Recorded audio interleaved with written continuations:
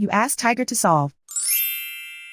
This deals with linear equations with one unknown. The final result is b equals 5.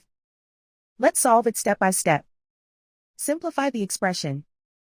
Find the greatest common factor of the numerator and denominator. Factor out and cancel the greatest common factor. Isolate the m. Multiply both sides by 12. Group like terms. Multiply the coefficients. Simplify the fraction. Multiply the fractions.